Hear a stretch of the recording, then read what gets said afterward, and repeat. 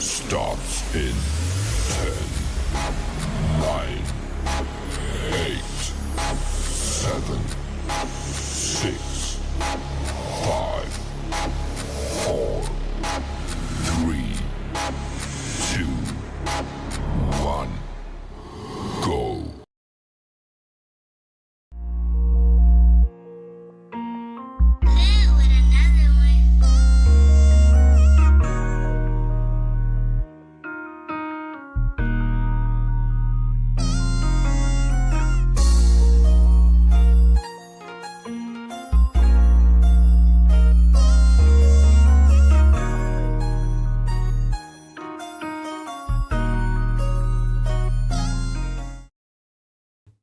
Good evening, good evening, good evening.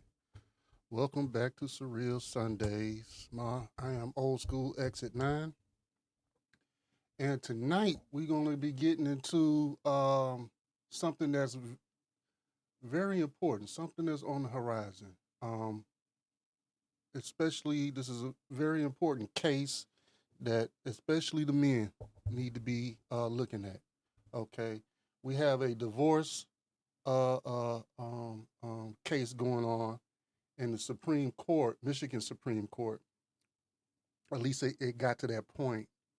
The wife wants to have custody over their frozen embryos, okay?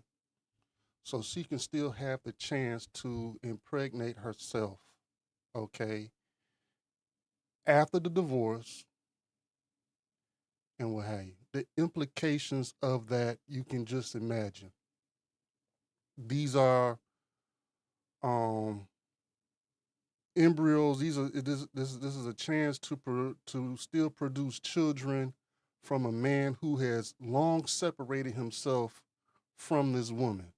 Okay, and she wants to have custody of these embryos. Okay, so this is a very important case that that is going on over in Michigan, and I believe that the proceedings and the process is still going on, and what have you. But we'll follow this as close as we can, and continue on with the updates on this subject. This is very important because if this shit passes, well, you know the possible consequences, especially for the men. You know, in regards to that, we got another story about a husband infecting his wife with HIV, unbeknownst to her until it was absolutely too late, right? Okay. Um, Also, I didn't post it. I forgot to put it in my queue, but I wanted to go over a story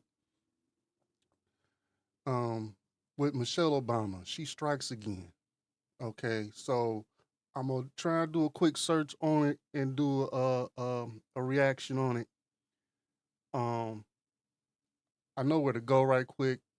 So we're gonna get that together. Also, we're gonna have an update on London Thomas. London Thomas. Last week we went over that story. She was a 17-year-old child, 17-year-old girl who had a 23-year-old boyfriend. She ended up missing. Okay, we're gonna get an update on that tonight. We have the hot video. And then this week's tidbits in health. Okay, we're going to be talking about high blood pressure. Okay, so we got that. So without further ado, you already know what it is. Let's get into it. You are now listening to some old school shit.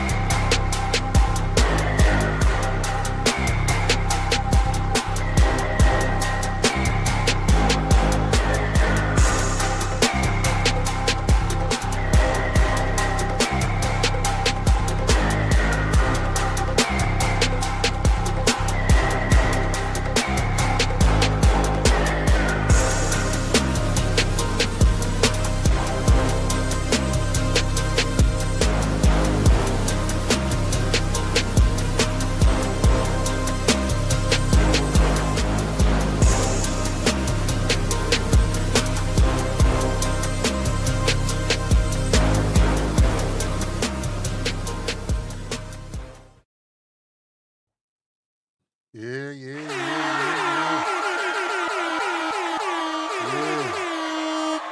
Welcome back. I hope you had a wonderful and prosperous week. I hope your weekend's been everything that you wanted to do. You got your relaxation in. You caught up on what you needed to catch up on. You and your family enjoyed each other.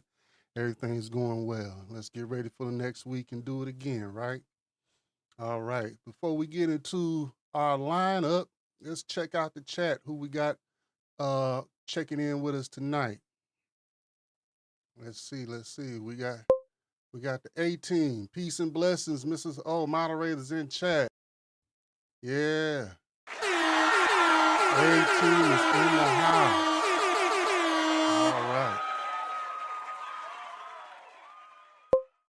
We got Corey Joe. Hello, everyone. Happy Sunday. Corey Joe, he is in the house.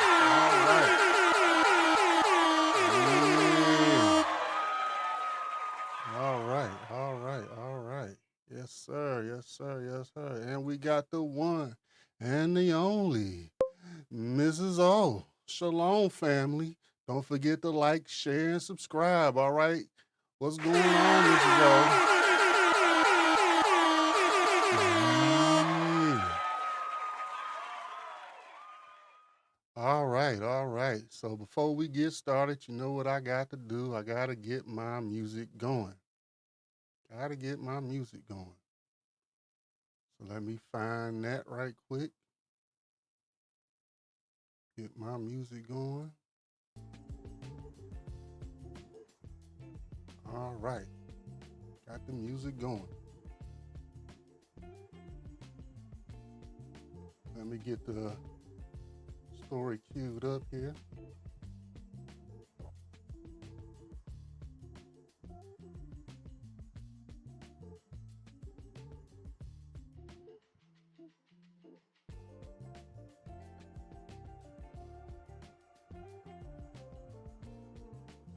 All right, we are all set to go. So let's check it out. Let's see what's going on with this embryo custody case and see what's going on with that. All right, let's do it.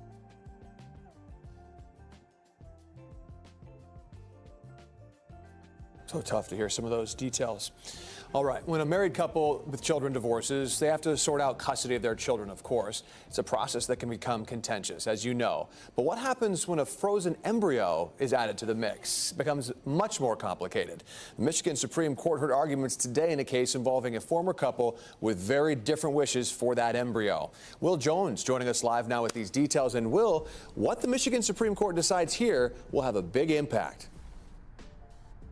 Yeah, Ty, in this case, the former couple already has 4 children together. The ex-wife wants to have another one using the frozen embryo. The ex-husband does not. And to add another layer, the husband, the ex-husband's DNA, is the only one involved between the two of them.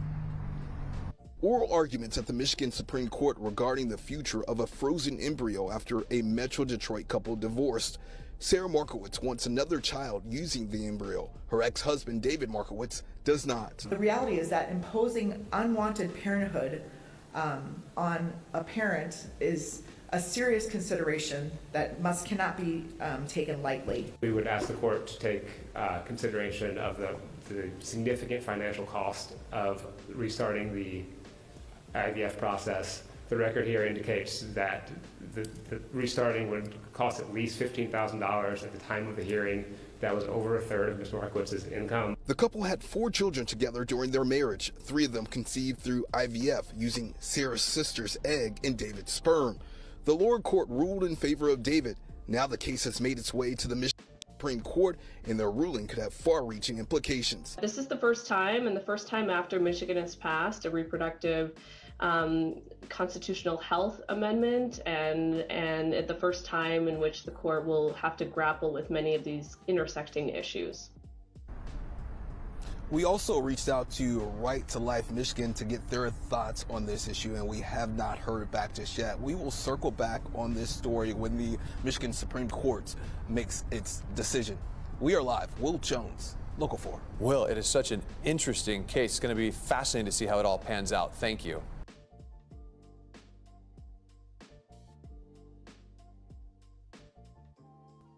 So, of course, this issue is pretty much more complicated than what it really need to be. So the egg is the wife's sister's, and it's his sperm. So the wife has no properties, no genetic properties involved in this. But yes, she wants custody of this and what have you. They already have 4 children, you know, and then they're in a divorce. So this man, he's facing child support of 4 children off the rip. Okay. So we don't know how that part of the divorce is going to go, and that's not really the gist of the conversation. The issue is, let's say the Supreme Court rules in her favor. This man is already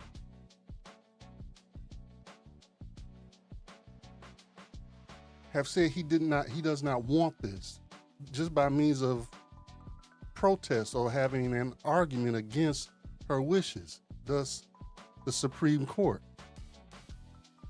So you about to impose a 5th child? And we know with these type of procedures that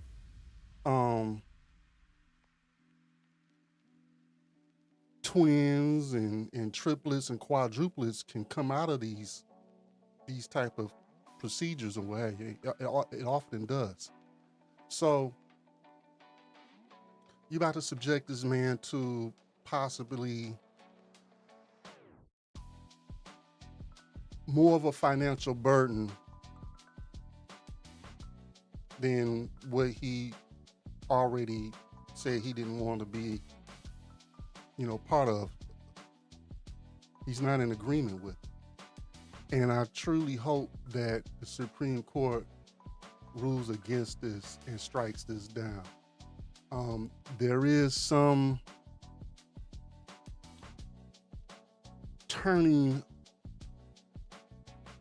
of or changing of the tide, or if you will, where, there is some changes going on throughout the U.S. in regards to how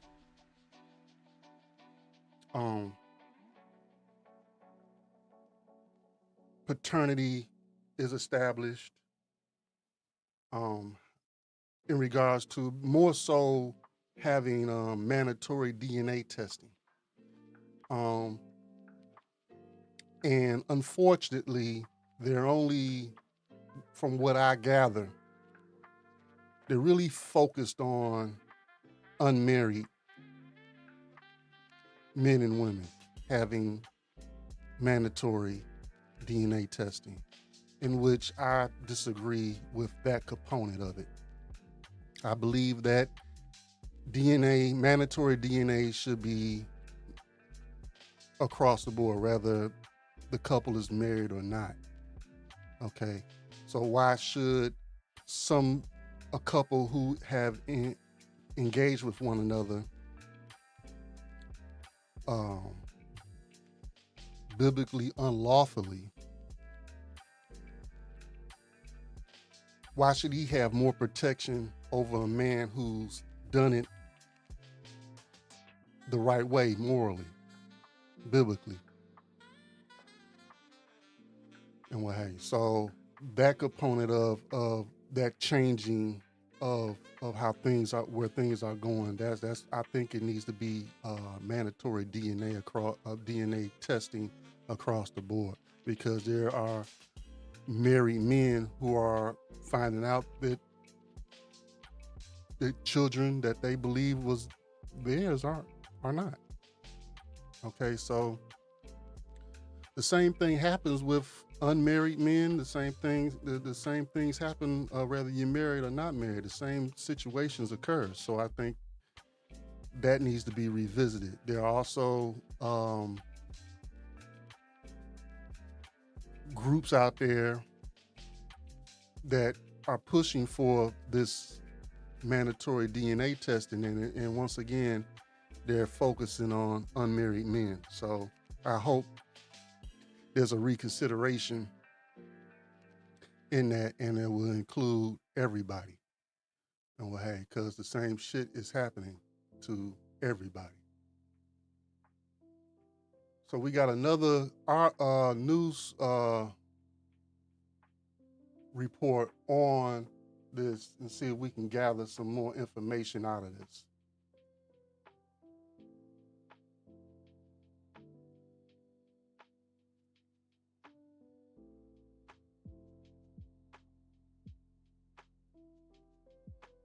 Michigan Supreme Court weighed in today on a case that's getting a lot of attention nationwide. It involves frozen embryos and who has rights to them after a divorce. So Sarah Markowitz wants to have another child using the embryo, but her ex-husband David does not. Today, the court declined to take up the case, but says the issue does need to be settled elsewhere. Erica Erickson is live with more on the decision and where things could go next. Erica. Yeah, where could they go? That's kind of what the question is. This is such a deeply personal and emotional case, and it's bringing up so many, again, deep issues, and it sits unresolved in some ways. Take a look. A deeply personal and emotional legal battle coming to an end for a divorced couple. My client is relieved that the saga is finally behind him. It's been a long road and it's been stressful. The Michigan Supreme Court deciding not to hear a case involving a dispute between Sarah and David Markowitz, a divorced couple fighting over the fate of a frozen embryo created before their 2020 divorce. The lower court ruling in favor of David, who opposed implantation, and the Supreme Court's refusal to review the case, leaving that ruling in place. The couple having 4 children during their marriage, 3 conceived through IVF using Sarah's sister's egg and David's sperm. I don't believe that this case was the right case to make such important precedent, given the facts, the unique facts in this case. During a hearing earlier this month, Sarah's attorney arguing she should be able to implant the embryo even after the divorce. We would ask the court to take consideration of the significant financial cost of restarting the IVF process. Friday, Justice Brian Zara stating such weighty issues should be handled by the legislature, not the courts, adding that, quote, the primary issue is how the law should classify and treat human embryos, frozen or otherwise, and that this question and topic invokes, quote, deep-seated and conflicting beliefs about morality, ethics, religion, human life, and personal autonomy. I sympathize and I see the interests of both of the parties in this case. Lawyer and Local 4 legal analyst Neil Rockine says the court's decision is disappointing as it leaves no clear legal precedent for others in similar situations. There are going to be no really clean, easy to decide set of facts. Someone's heart is going to be broken, and someone is going to feel as though their choice is not being acknowledged.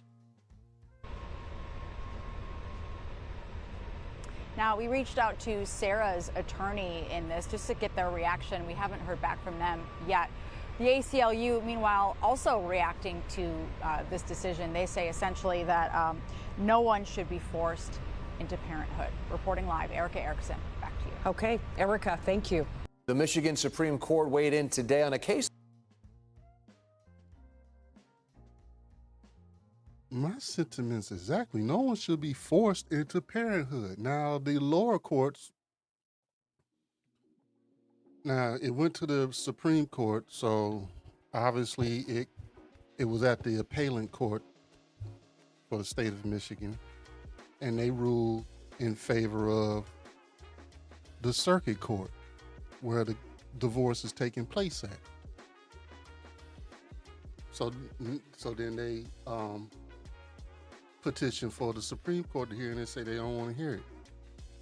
So the ruling stands as of now in favor of the soon-to-be ex-husband. Bravo. So I'm not sure of the next step. I'm thinking that the next step is the U.S. Appellate Court and then the U.S. Supreme Court. That's what I'm thinking next. So, and then the argument is, well, she has to go through paying for this again. Well, get you another husband with your dead womb ass, and y'all pay for the process again.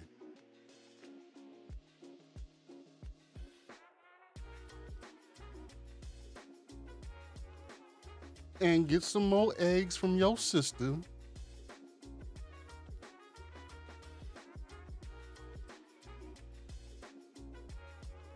It's ridiculous, man. I don't understand. It's selfish. It's selfish. And we all know the ultimate goal. You already have 4 children.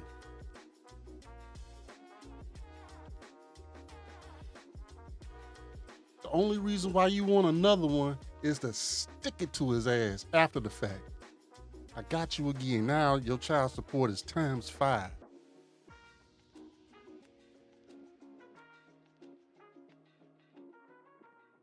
Women just can't leave the situation and just be gone.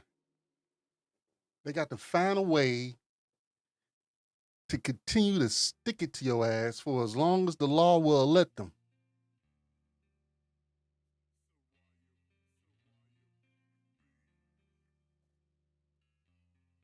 So I hope the appellant, if the next step is the U.S. appellate court system, I hope they decline from hearing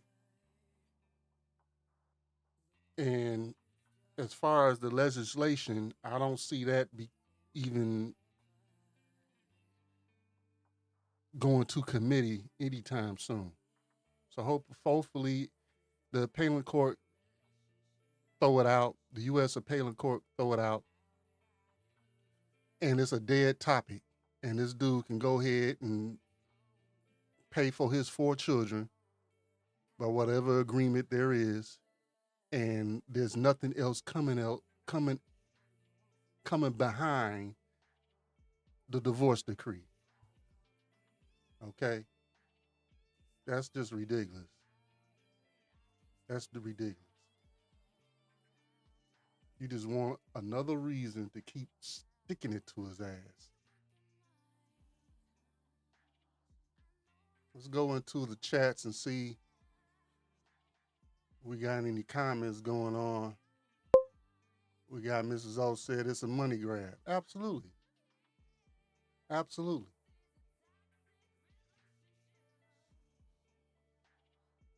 Absolutely. Cripple this man financially as much as, where he can't move on as fast as you can move on. He's got to rob Peter to pay Paul until the last child is 18. Then he can finally, especially if he's, lower middle class, the low 6 digits and under.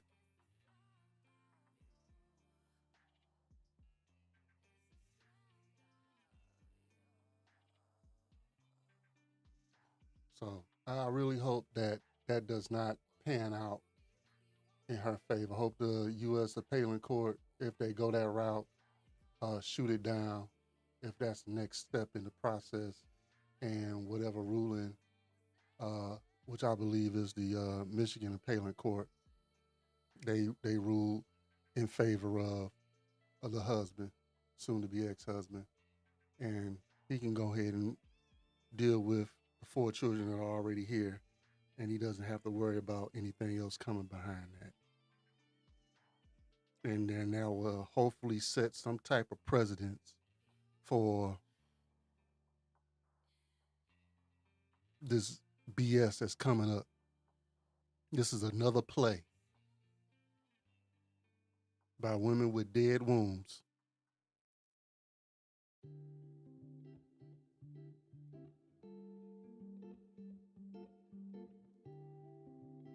Okay, there are already stories about men having to pay child support because they were a sperm donor. That need to be corrected.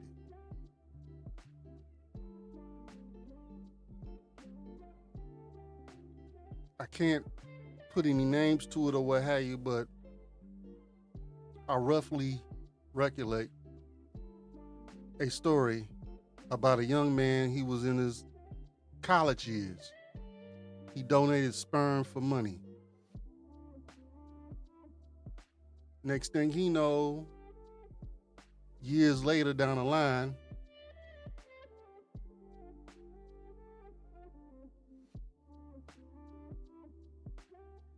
he gets hit with child support by a lady who used his sperm. That's ridiculous. And the courts roll with that. It has to be, you know, the news mentioned legislation. Legislation really need to get their ass in gear and get some of this stuff corrected, because the courts by themselves, they making some real stupid decisions.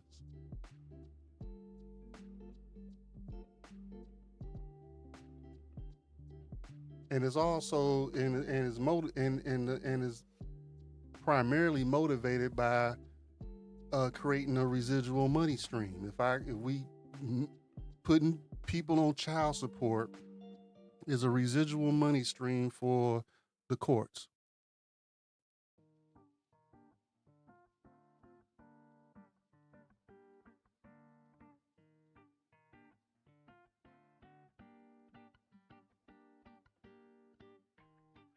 That's why they're interested in it. Check out the chats. All right, so next on the list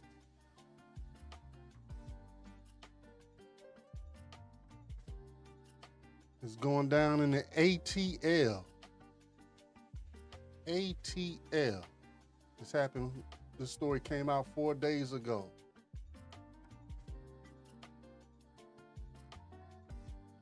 Man charged with murder for infecting his wife with HIV. Let's get it.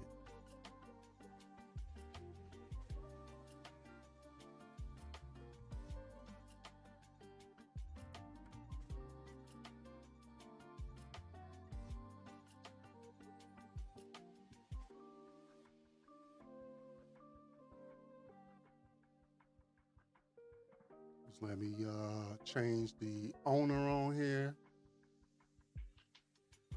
Everybody get their credits so we can try to avoid any strikes as much as possible. All right, so let's get it. Live at 5, a Metro Atlanta man just charged with murder. He is accused of intentionally spreading HIV to multiple people. Atlanta News First investigator Sierra Cummings joining us live at 5. So Sierra, you have been looking into this person for years. For years now, since 2023, a Rockdale County jury just indicted Cleveland Brody, upgrading his charges to include malice murder and felony murder. Brody is accused of knowing his HIV status since 2006, but not telling his partners about it. We first told you about this case in 2023, but shortly after Brody's wife, Denise, died from having undiagnosed and untreated HIV for 5 years, according to her doctors. Denise's family took this case to Rockdale County Sheriff's Office. Prosecutors originally charged Brody with reckless conduct, and a single count carries only a maximum penalty of 5 years in prison if found guilty. But Denise's family wanted to see more significant charges. Now, a Rockdale County jury has officially indicted Brody on malice murder, felony murder, and 3 counts of reckless conduct, HIV-infected person. Those 3 counts of reckless conduct include Denise Brody's case, plus 2 other women who came forward after our investigation. Cleveland Brody previously pled not guilty to reckless conduct, but has not yet entered a plea for these new charges. You can watch our full investigation on AtlantaNewsFirst.com. In the studio, I'm Sierra Cummings. Atlanta News First investigates. Sierra,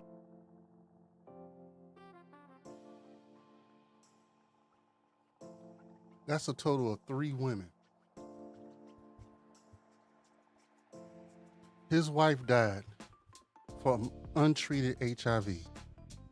When she was diagnosed, one of the relatives said when she was diagnosed 2 days later, she passed away.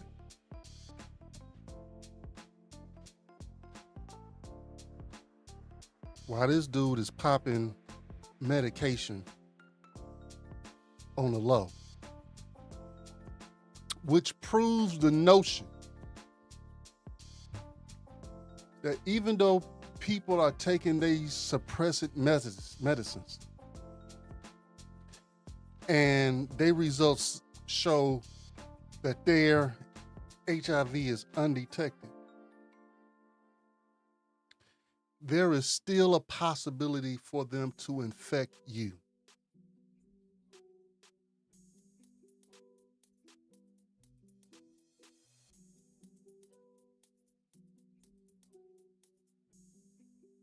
None of that shit is 100%. They have a medication that you can take if you already are negative, that you can take that's like 96% effective. So that's a 4% chance, or it's 96 or 92. So that's a 4 to 8% chance of you getting infected.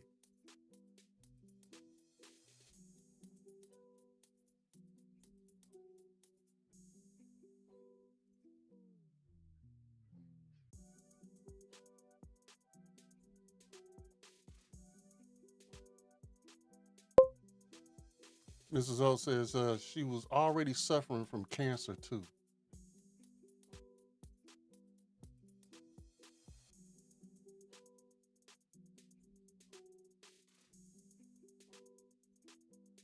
So it will behoove you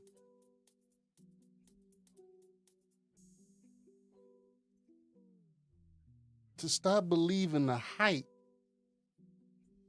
regardless if a person claims they're in remission, which I don't know why they use that word for HIV infection.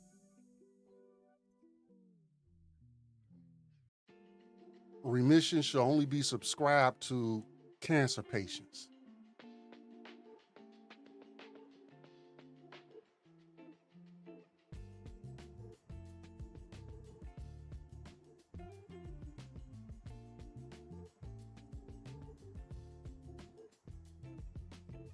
When a person is infected with HIV, they are infected with HIV. Just because they test results say that they are undetected, they are below a threshold that they do not have the technology to see.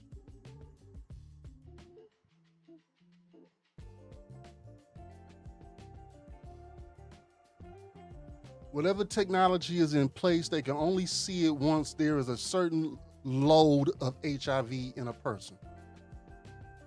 Once they are underneath that threshold, that's considered undetected, but they still have it. They still have somewhat of a load of HIV in them. And most of it is hiding in their lymph nodes.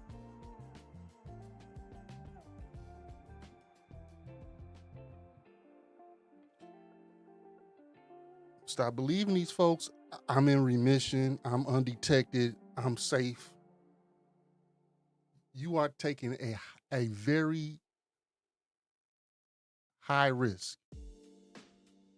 The odds are not in your favor. Even if you take that medication that supposedly protects you between 92 to 94%.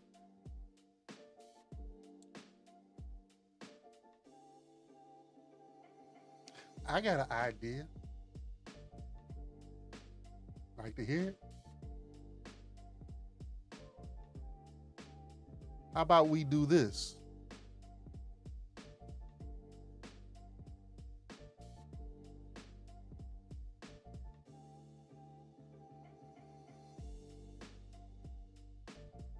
Flee from fornication. Every sin that man doeth is without the body, but he that committeth fornication sinneth against the body.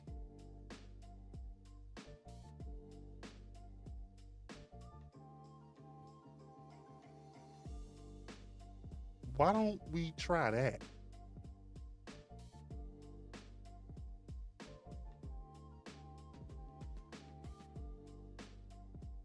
However, this woman was married to the man. So what about that?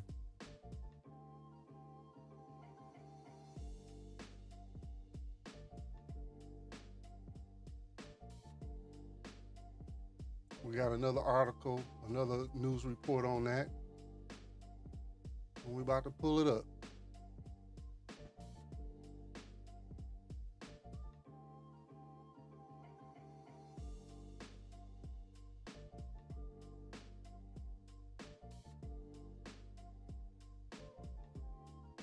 It's Fox 5. Fox 5. All right, so I got to switch the ownership on here to Fox 5. Give me one moment.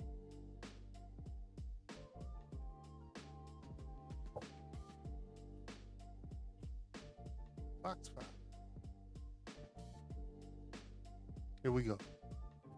Man is behind bars tonight, charged with killing his wife, not allegedly with a gun or a knife, but by giving her AIDS. Fox 5's Kevin Stewart joins us live from the Rockdale County Jail in Conyers with the story. Kevin? The victim here was diagnosed with cancer, but soon doctors realized she had more than cancer. She had AIDS, and that's why her husband is here at the Rockdale County Jail. This is Denise and Cleveland Brody, married in 2014 after meeting at a Christmas party 2 years prior. These were better times.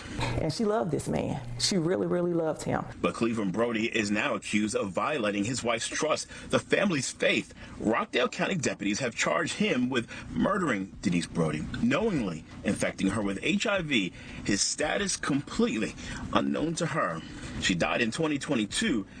At 65. And how long did she live after the diagnosis? 2 days.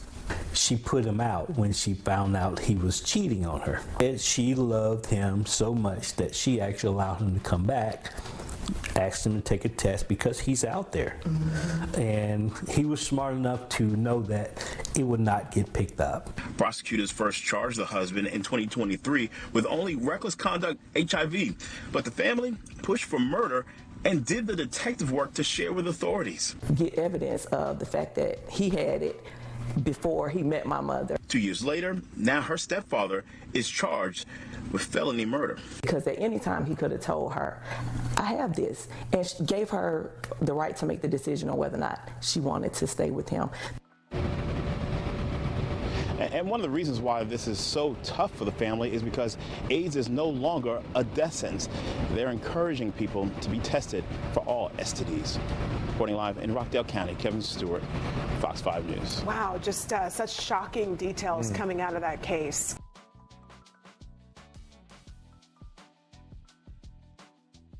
Hey, it's getting to the point where I mean, even if you're married, you gotta go get tested every 3 months or some shit. You know what I'm saying? Both of y'all.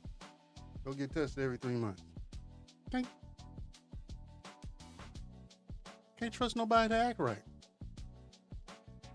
So this dude was already sick coming into the marriage. And like it was said, he was smart enough to know that it wasn't going to be detected. Why? Because he on the medication.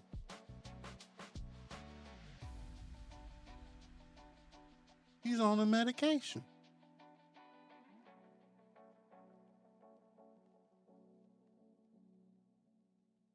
And like I said, there's a threshold.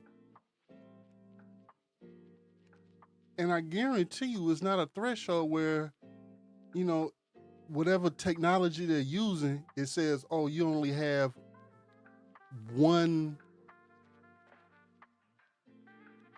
HIV virus per milliliter of blood, of plasma.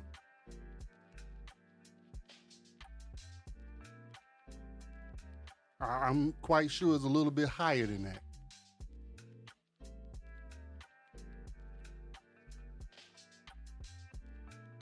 Be that as it may, it's a known fact that you are not completely cured.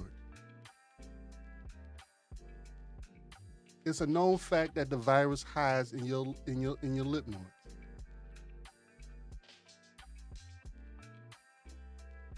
They congregate there.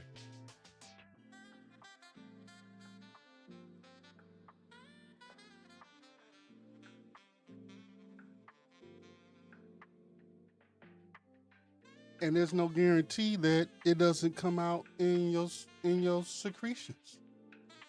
Your semen, your vaginal secretions. 1 or 2 cells is in that per milliliter.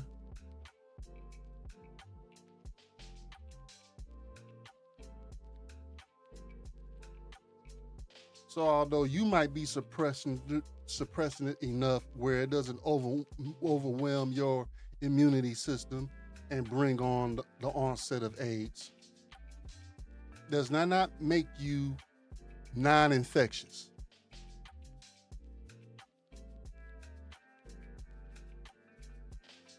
It just minimizes the possibility. It doesn't abate and minimize is the same thing. It doesn't eliminate the possibility.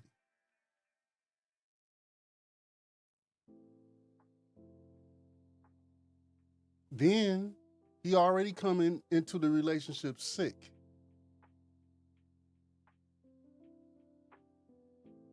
Then he gets caught cheating.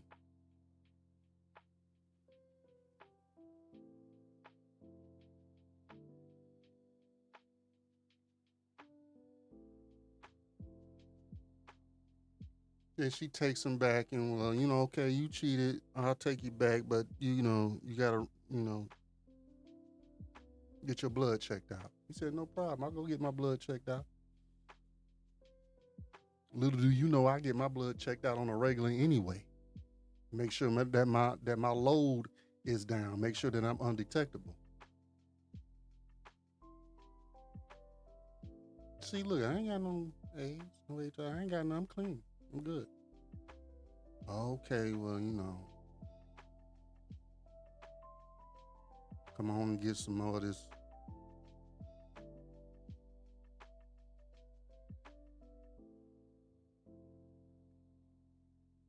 This world is incredibly wicked. Even for those who try to do the right thing, end up on the short end of the stick. But there were signs that he was a whoremonger and what have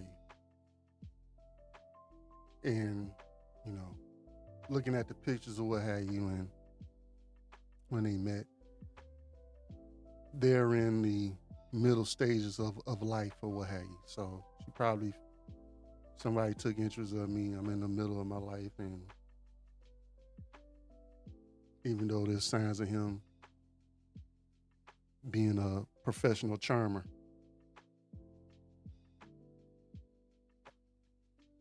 she went on ahead and let herself get involved in that. That's unfortunate. That's real unfortunate. And then the max that he faces is 5 years.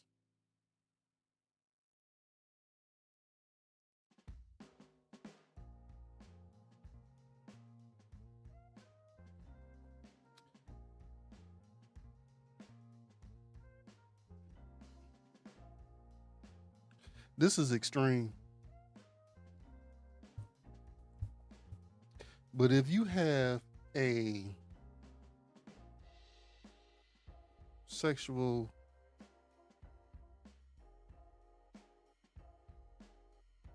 if you have a curse upon you that you cannot get rid of, and that you have a possibility of giving it to somebody else, you should, just like there are people who have to register when they're SA, convicted of SA, you should register as well when you have something, when you have a gift that keeps on giving.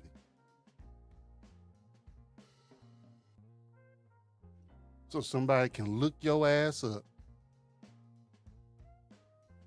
And even though you taking medications to suppress the shit, where you don't have breakouts, where there's no signs of you having anything, they can look you up.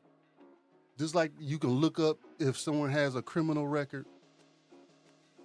You can look up if someone has an SA record, if they registered a SA. You should be able to look these people up, because this is ridiculous. This is getting out of hand. This is getting out of hand. This is sick. You have predators out here who are mad because they were reckless and became cursed. Now they want to go around and seduce everybody and try and spread the gift. That just dawned on me. That legislation needs to be next. People who have the gifts that keeps on giving need to register. There needs to be some type of registry like they have for SAs, offenders. You can find out if somebody deleted somebody. You can find out if somebody SA'd somebody. You should be able to find out if somebody has any gifts that keep on giving. Because there's medications out here that suppresses this shit where it's undetectable, and people are lying. And all you doing is giving out 5 years, but I'm gone.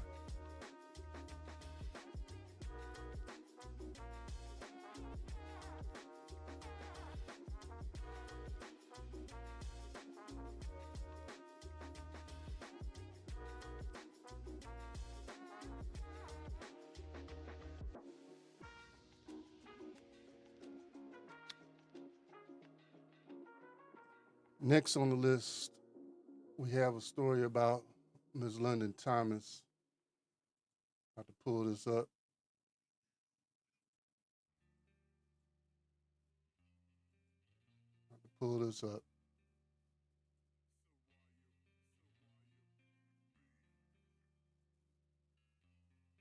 Let me change the owner on this, which is Channel 7, WXYZ, Channel 7 Detroit. Let me change the owner on this.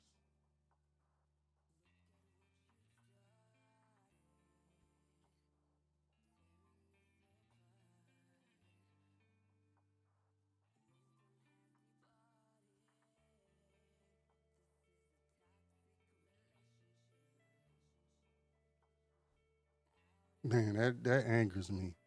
You subjecting to people who did not subscribe to that shit.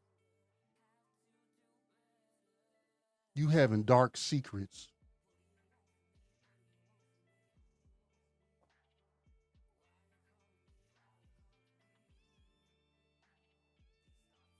I'm gonna say it straight up. You need to be deleted like you deleted that person. Period. Eye for an eye.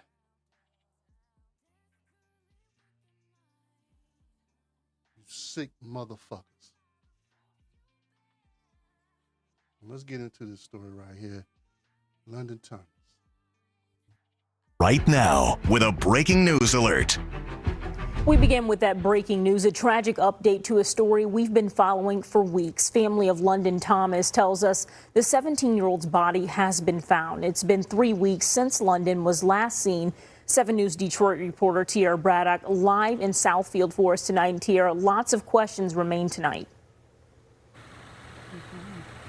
Yeah, that's right, Whitney. And London's mom texted me about an hour and a half ago saying that her daughter was, quote, "It's true, she's gone." Now, just a sad situation. London, only 17 years old, and sources tell us that her body was found in Southfield near the area of 8 Mile and Telegraph. Now, this information is just preliminary, and so I want everyone to keep that in mind. But we've been following this case for weeks now. She went missing on April 5th from Inkster. Police, family, and even complete strangers have been searching for her. Last week, police raided the home of London's boyfriend, which is in Inkster. Now, that's where she was last seen. Police have confirmed the 23-year-old is a person of interest in London's disappearance. We spoke to London's dad a few weeks ago at one of the search parties. Hear what he had to say about his daughter. London is my best friend. She's a good kid. She's very talented. She's down to earth. Everybody love her. She do hair, makeup. She's well known. She's a little artist. She like to rap and dance and sing. Just a very sad situation. Now, we are still trying to find out more details about exactly what's surrounding her death and where she was found. But once we figure out that information, we'll be sure to make sure everyone knows online and at home. But for now, we're just going to figure out some stuff out here, Whitney. All right, Tiara, thank you so much for your live reporting. Hard details to hear there. And we know this is a case so many of you have been following at home. As Tiara said, we'll continue to bring you updates on air and online at WXYZ.com. That's where you can also find our previous coverage on this case. Plaintiffs.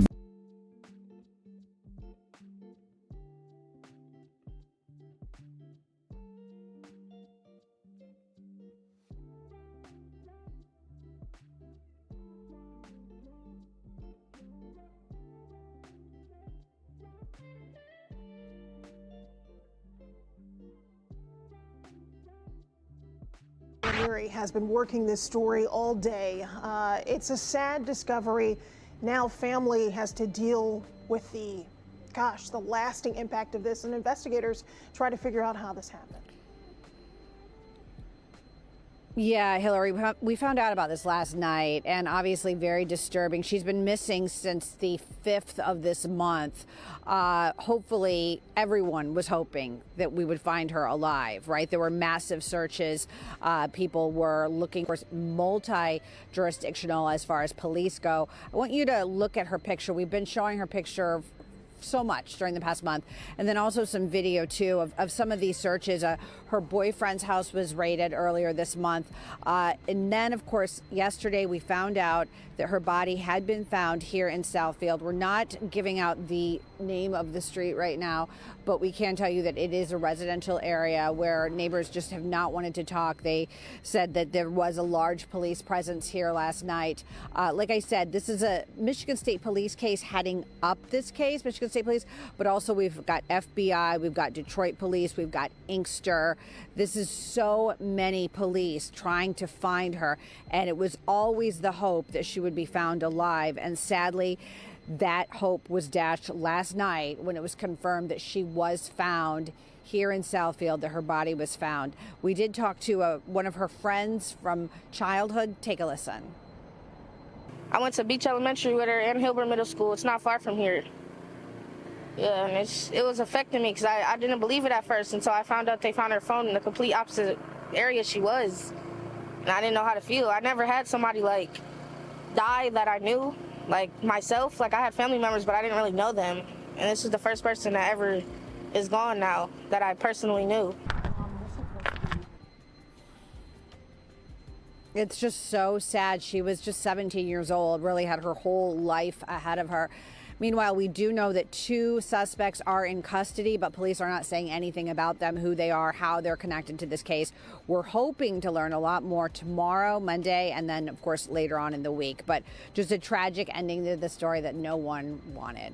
Reporting live in Southfield, Camille Amiri, Fox 2. Hillary, back to you. Yeah, and Camille, our thoughts and prayers certainly are with this family as they try to cope with this unimaginable loss, I have to imagine. I want to tap into your immense knowledge of having covered cases like this.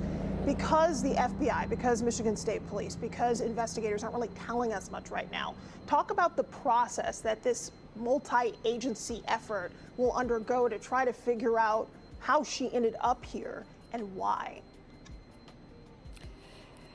Yeah, that's the $1 million question. What connection did she have to this area? Of course, we heard from her friend where she went to school. We know that she was from Inkster. But again, how did she end up here? Was she killed here and then left here? Was she brought here? How long has she been deceased? I mean, there are so many questions.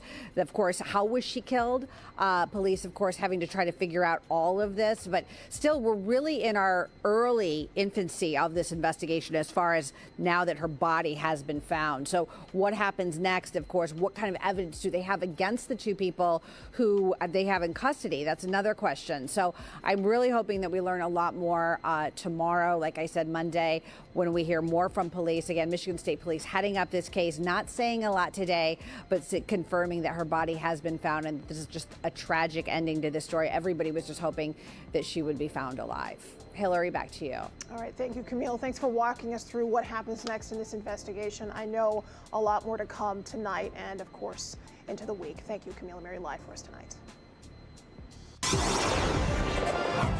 I'm meteorologist Rach Kluber.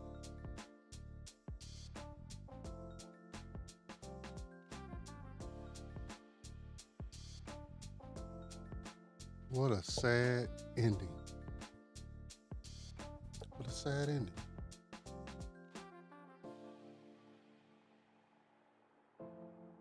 "17-year-old dealing with a 23-year-old.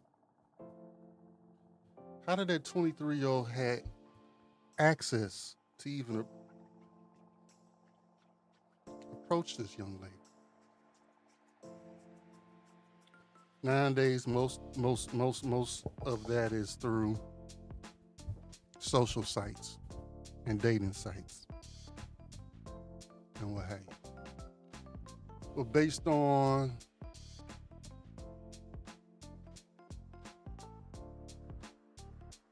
what we have seen on the news reports, it didn't look like, there's no perception that the parents were, in opposition of her dating this 23-year-old. Be that as it may.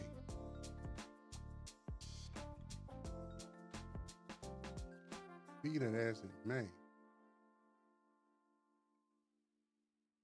If they would have just followed the law, her parents and that girl, she'll be alive right now. What if you just followed the law? The law, statutes, and commandments of the Most High God. You would take yourself out of the equation of facing many of the perils that this world has to offer you.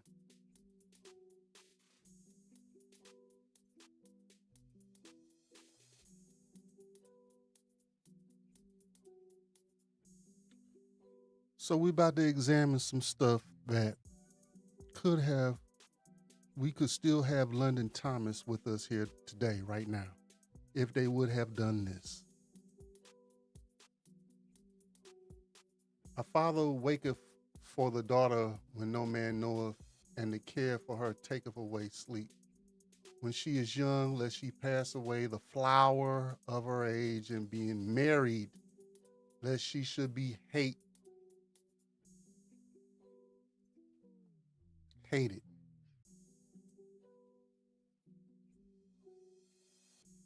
In her virginity, lest she should be defiled and gotten with child in her father's house, and having a husband, lest she should misbehave herself, and when she is married, lest she should be barren.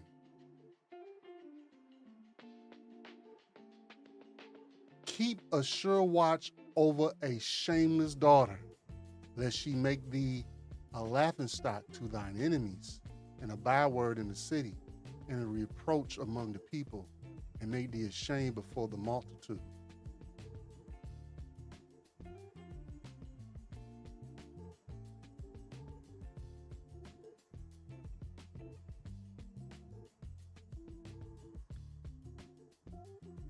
So fathers, be present. Rule with a stern hand and unwavering standards.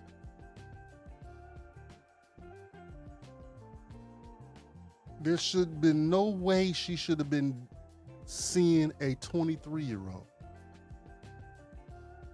And rest assured, they did a little bit more than playing video games, going out to the movies, and eating at Applebee's.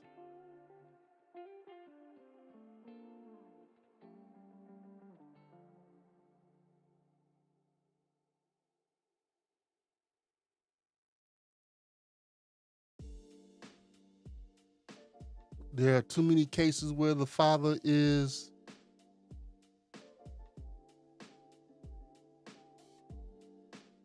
alienated. There's too many cases where fathers choose not to be involved. This is the result.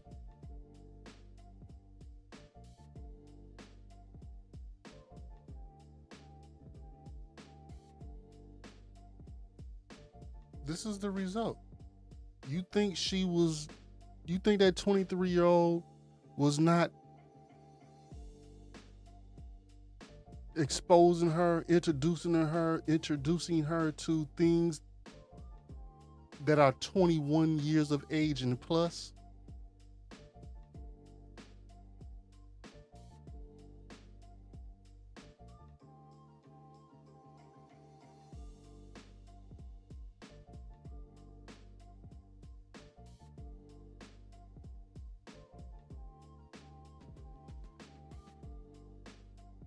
If they would have just followed the law.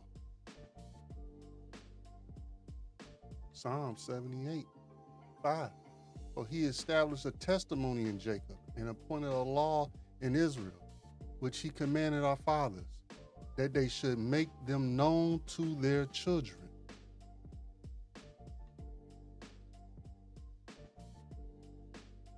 So our responsibility to our children is to instruct them on the law, statutes, and commandments of the Most High God.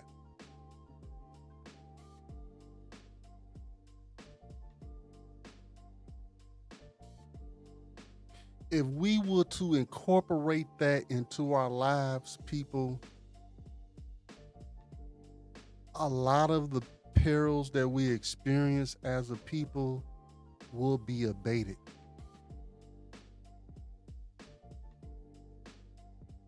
Everybody want to be spiritual, whatever the fuck that is. Which means, what spiritual means, I believe and don't follow no standards at all. I just believe in fairy dust and shit.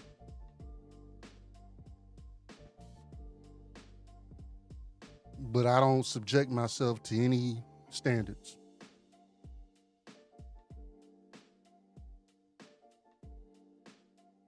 When a person tell you they spiritual, be like, okay, you spiritual, so what spiritual standards do you have? I don't know.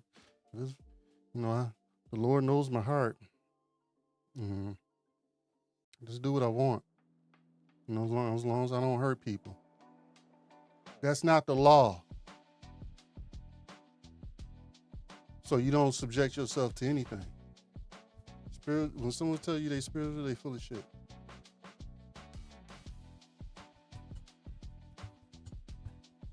When they tell you they spiritual, that means they believe in fairy tales, movies, make believe, have no standards.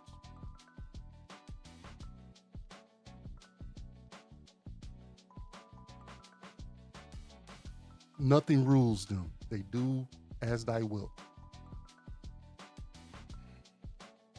So we are to instruct our children. We are to teach them the law. What law would have kept this girl alive?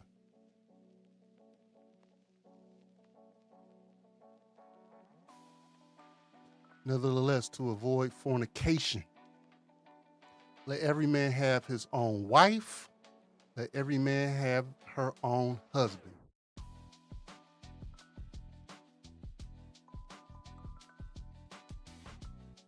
To avoid fornication means that you need to acquire a wife if you are a man, and for you to acquire a husband if you are a woman. Get married.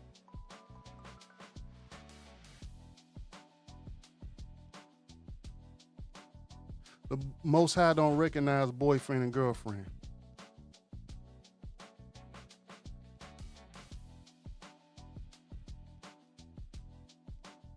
Boyfriend and girlfriend, I got a new term for it. It's called fornicating partners. That's what you are.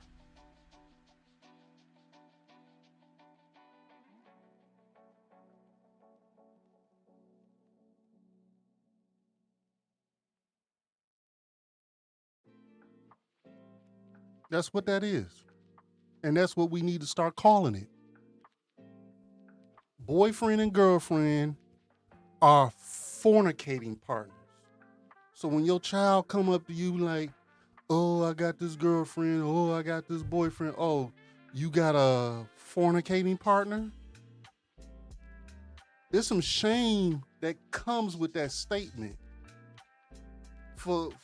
Especially if you have some type of basic morality that you've built into your children. They wouldn't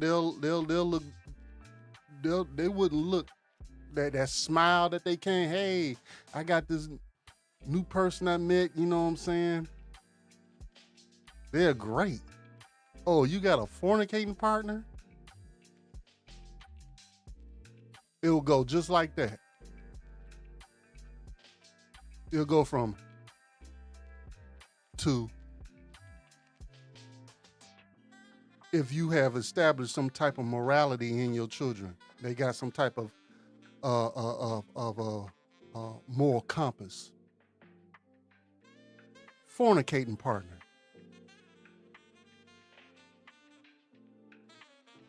That's what a boyfriend and girlfriend is.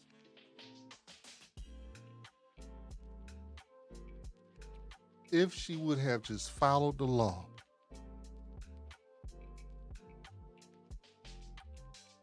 1 Corinthians 6:18. Flee from fornication. Every sin that man doeth is without the body, but he that committeth fornication sinneth against his own body.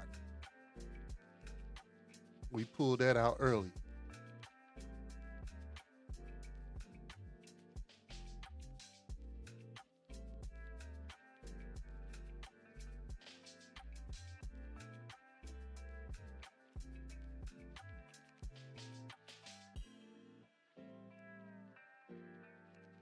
If those basic laws, statutes, and commandments were followed, we will still have London Thomas today.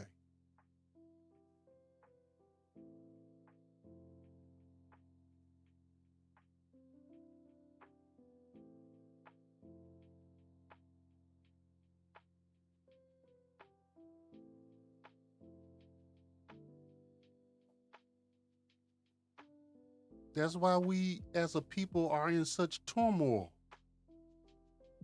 That's why there's so much going on with us. We inflict the shit that we experience on ourselves.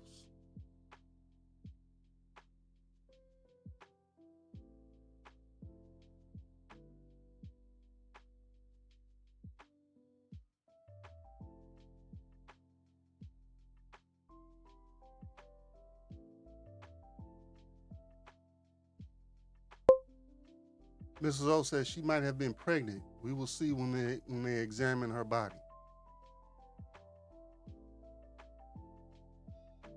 State of Michigan, I don't know, because, he's 23. He might have not known.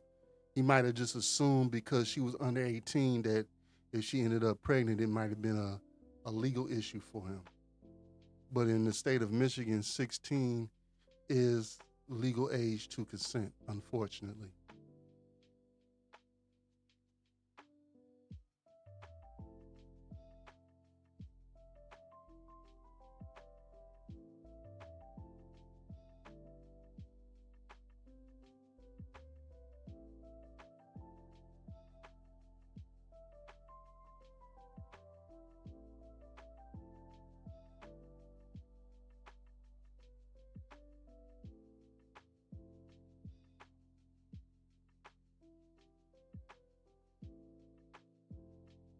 I'm looking through the chats right now, going up.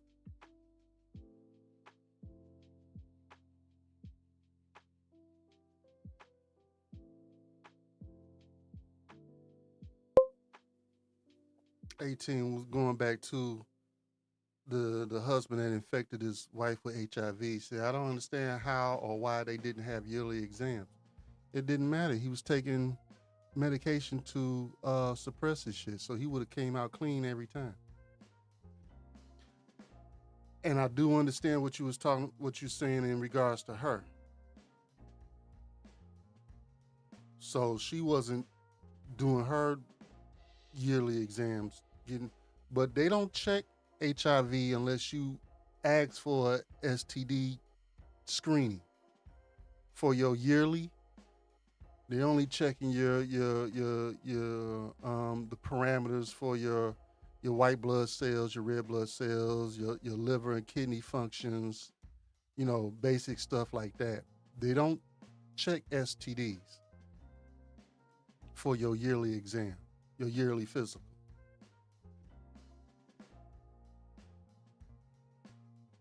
All right, and I get a yearly physical.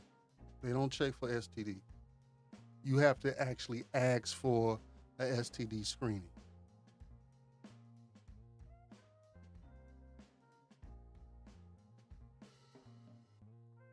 And when doctors are trying to find out what's wrong with you and what have you, and symptoms lead them one way, like cancer, unless something else comes up where they start testing another direction, then that's exactly what happened with her. Something came up to make that light bulb come on, and they tested in another direction and found out that she was positive. So not only are you dealing with the big C, now you're dealing with that.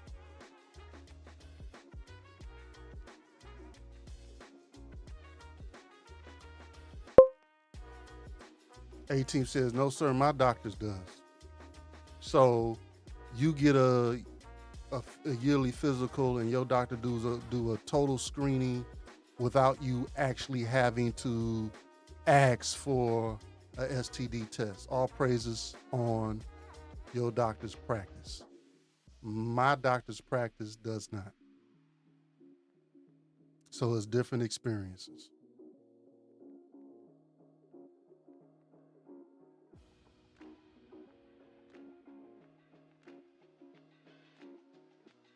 Different experience. And that brings up another issue.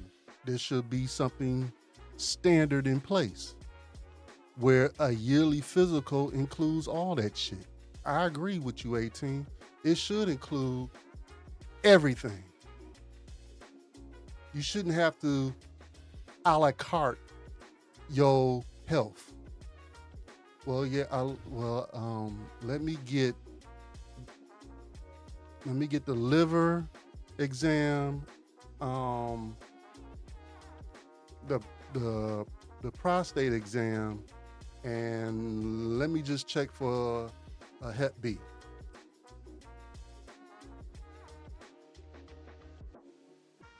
I totally agree with you, 18. It should be a whole everything. They should check whether you deficient in any minerals or vitamins. They should check your liver functions, your kidney functions, all the stuff they do check, your white blood cell count, your red blood cells, all that stuff. Automatically, they should be checking for diabetes. They should automatically be checking for indications of any cancers, and they should automatically run a full STD test. I totally agree with you, 18. Unfortunately, there's no standard. So whoever you with, stay with them. All praises that you are with a practice that does the whole gambit.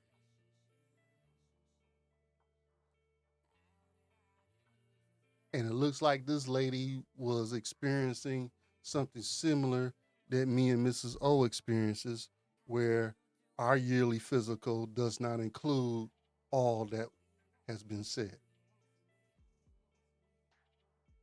you have to a la carte your fucking health. You got to, well, let me ask for this and let me ask for that. It should just come automatically, everything, a total scrubbing of your entire system on your yearly physical. I think they got a lot to do with what the insurances will cover, and that differs state to state. What Blue Cross and Blue Shield may cover in Atlanta for your yearly physical, they won't cover in Michigan for your yearly physical. So I think they got a lot to do with it as well.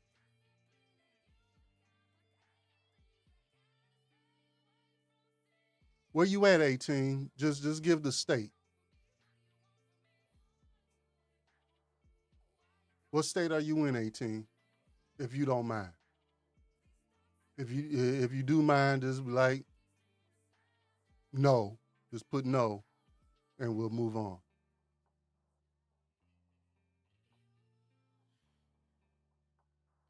We'll wait for that answer.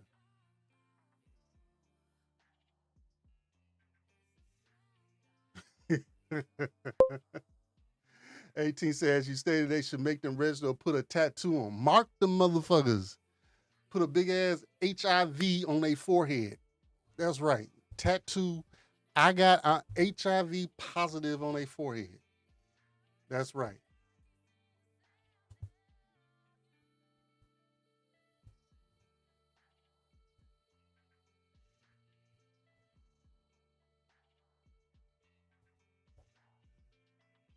Okay, I'm gonna move on. If 18 puts it up, so we know what state that she's referring to. SC, South Carolina.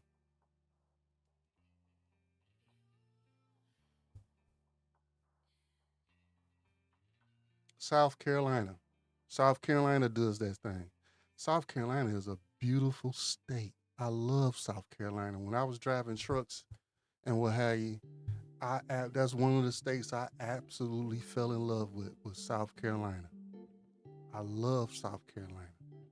Absolutely love South Carolina. There's two states that I love, or two areas. I love South Carolina and I love Phoenix, Arizona. I love them both. And if the Most High blesses me to move us out of Michigan, it's going to be one of those two places. I absolutely love South Carolina. South Carolina is absolutely beautiful. We drove through Columbus.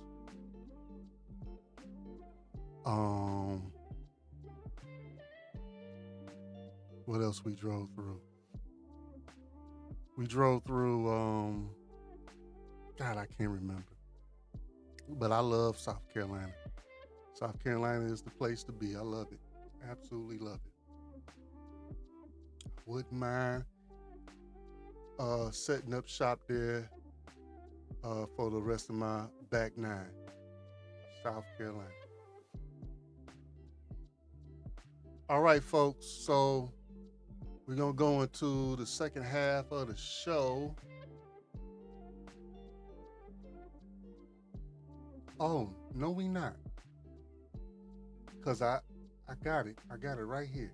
I got it right here. We got it right here. Oh.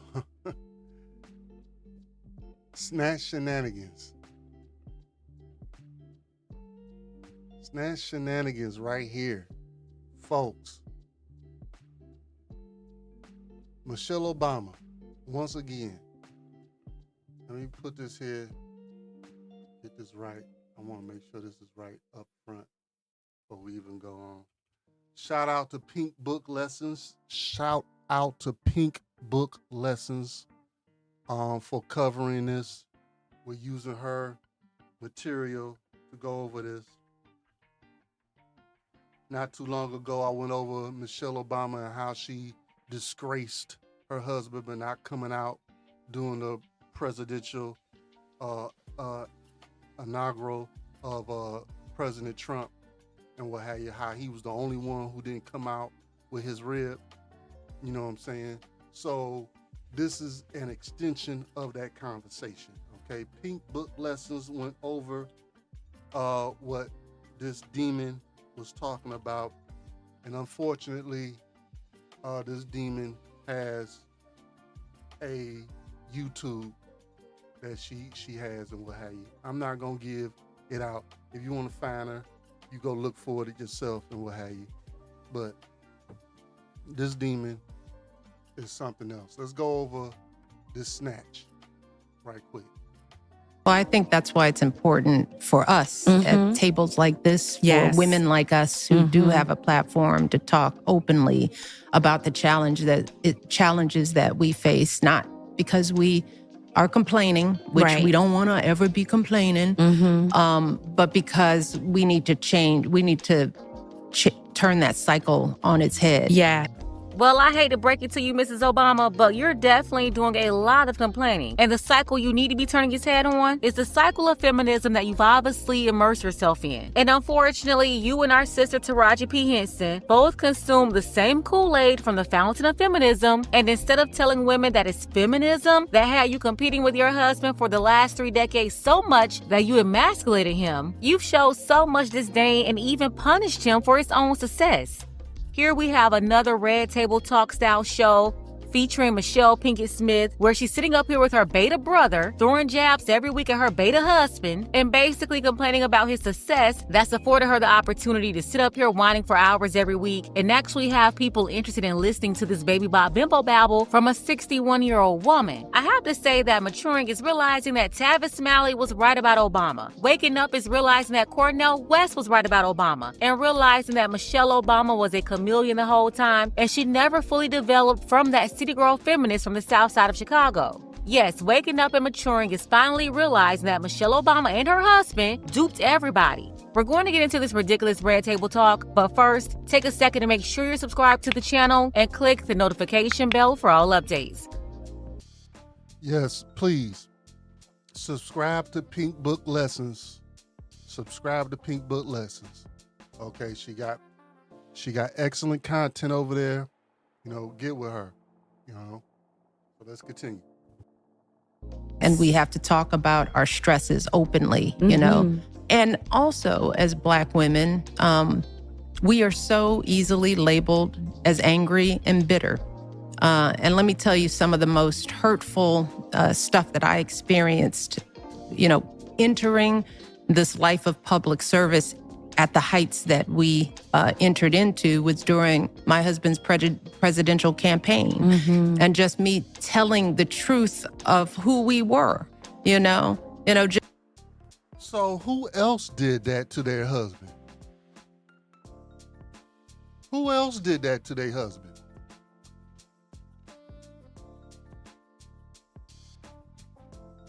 Huh?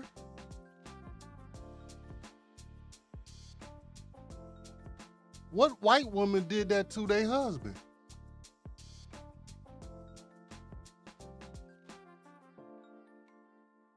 Telling the truth of who they are. Bill Clinton smoking weed, playing saxophones, getting sloppy toppy up in the fucking Capitol, up in the White House.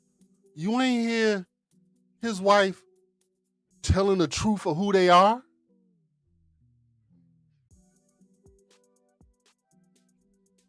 Why do you have to be the one to tell the truth of who you are?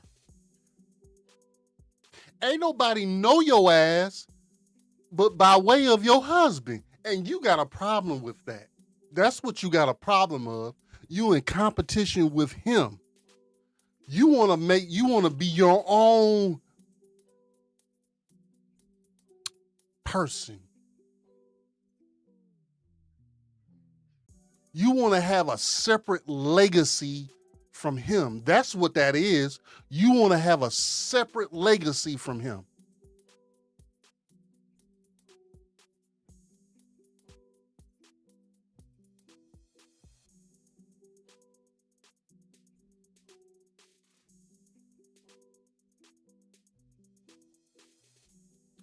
You have the status, the prosperity, the legacy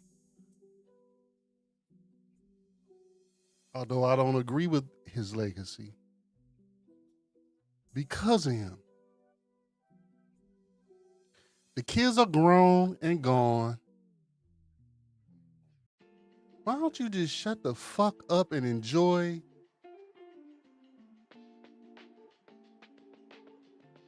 y'all life together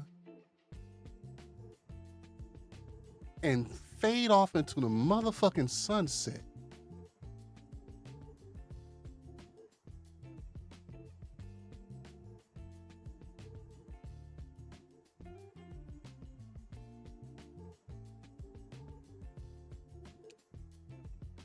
Why are you still out here writing books and having podcasts basically aiming at the demise of your own husband? Trying to big up your effeminate brother?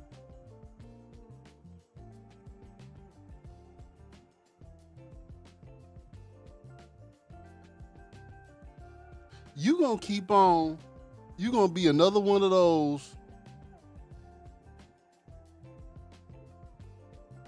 What's the name of that twin sister? What's the name of that divorced her husband, got out here and got on the Johnson carousel and then regretted her moves? You gonna be just like that.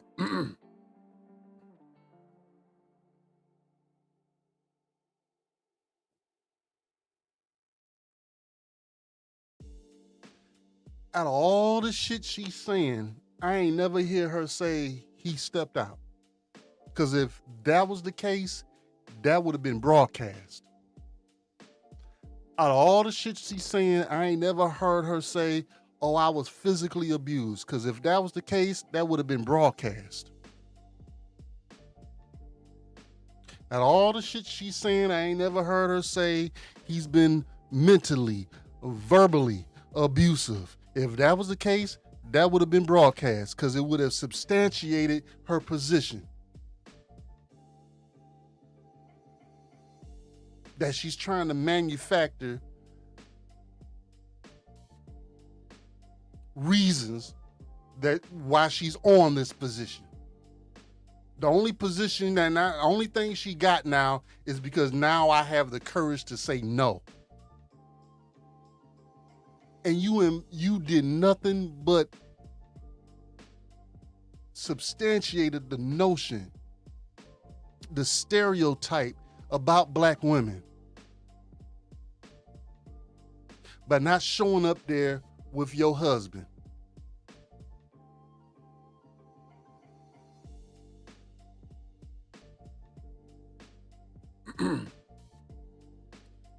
White women have bamboozled our sisters in this feminist fight.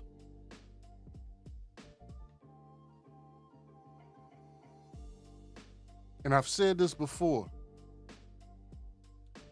Black men don't have the power that white men have. We're not the ones that oppressed you. I believe we were both oppressed together. Now they bigged up you on your education and gave you positions and stuff and kind of propelled you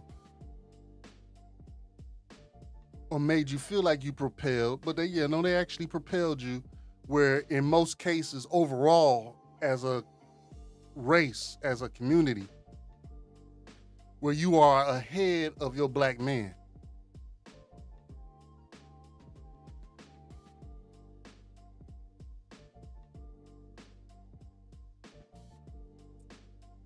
And then the only thing you do is turn around and then look at your black man because he's not where you at, and you look down on him and find it to be an opportunity to oppress him.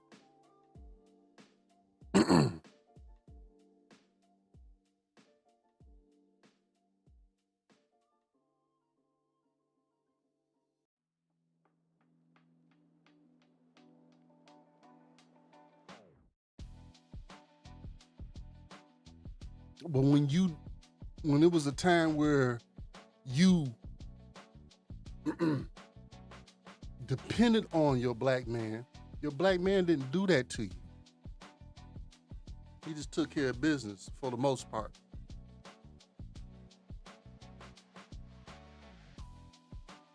Overall.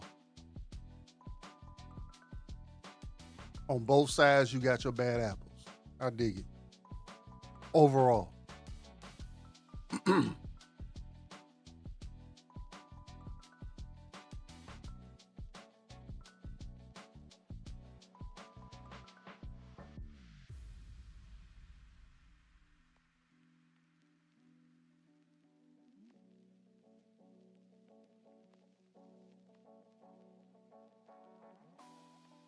Just humanizing him as a man, saying he's a great man, but he's not perfect. He's got his foibles and his flaws, trying to humanize him. The first thing that some female journalist said was that I was bitter.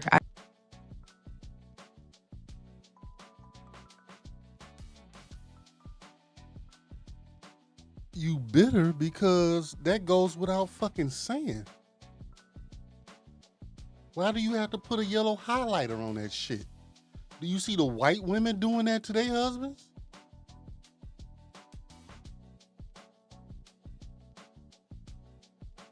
Once again, I ain't even about to go too deep off into this because I don't like to use other people's content out of fear of getting a strike or what have you.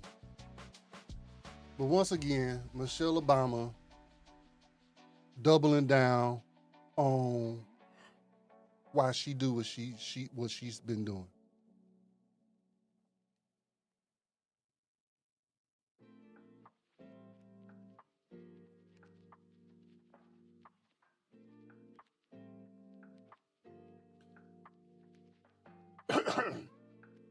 In this interview, she's talking about the struggles and stuff. Like, what struggle have you had? You've been a lawyer all your life. Your husband's been a politician and a very successful one. He ended up being the president of the #1 country in the world. The country that bullies everybody else into doing their bidding.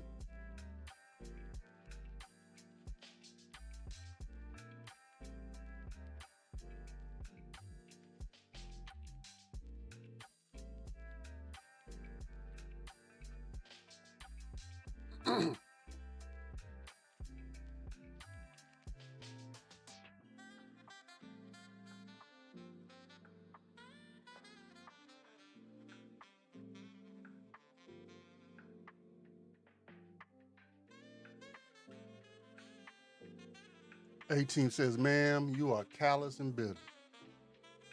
Because she's in competition with her own husband. She wants her own legacy. Instead of being like her counterparts and following their example, she's proven the stereotype.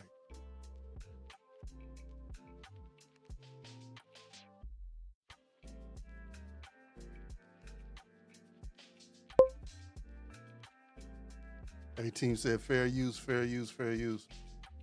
Yeah, we played that game, and we got hit with a strike. It just got cleared not too a couple weeks ago, and what have you. So I'll tread the line a little bit, but I ain't using everything or what have you. You don't know who gonna put in a copyright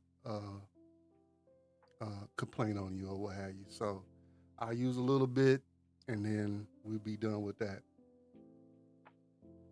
We got enough to know that she's still on that bullshit. And I went on her page, I went on her channel with the whole story without Pink Book Lessons' take on it, but I didn't even want to touch it because I'm not in agreement with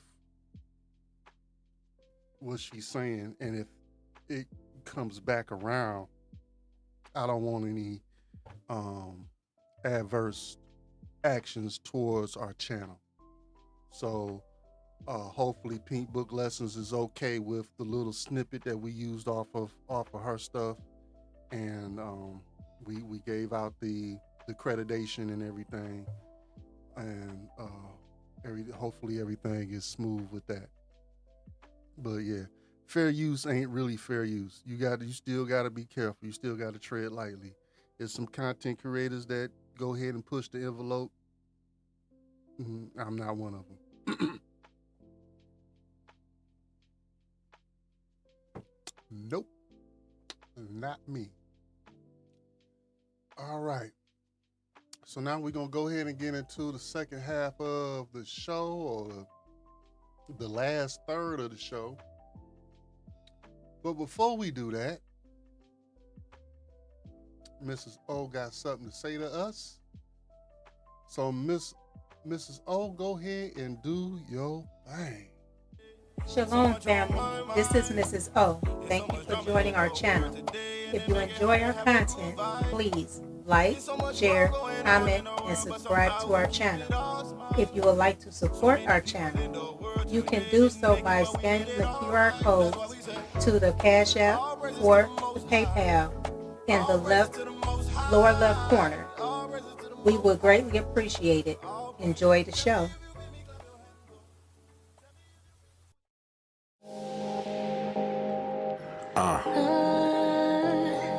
Shays.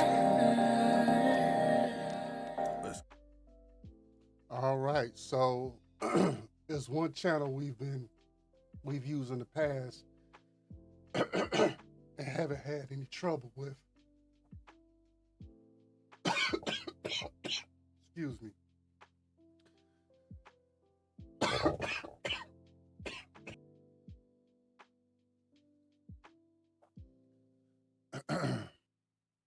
Excuse me.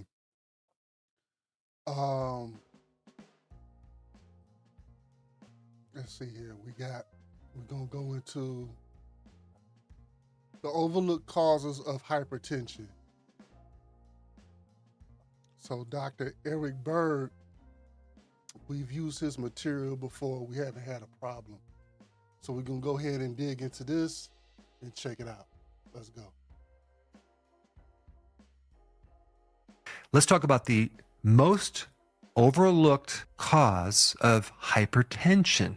And this concealed cause of hypertension is a shortage of an essential trace mineral, which I think has been hidden from view for a very long time. And I want to put it on your radar because we know that vitamin D deficiencies can create hypertension. We also know that a potassium deficiency can also create hypertension. And we also know that 90% of all hypertension is called essential, which means they don't know what causes it. And I really think it's related to nutrition. But this third nutritional deficiency connection to hypertension, and I'm going to share it with you right now. I mean, just look at this right here. You have high blood pressure, right? The problem with high blood pressure is it puts you at risk for a stroke. And also, if you look at a map of the United States, southern states have the highest risk of high blood pressure, hypertension, as well as the highest risk of strokes. And those southern states also correlate with a much higher deficiency of zinc in their soils. Yeah, so a zinc deficiency can cause hypertension. And I'm going to explain why. But first, let's just talk about sodium, for example, because doctors are so hyper-focused on this sodium. You must get rid of sodium.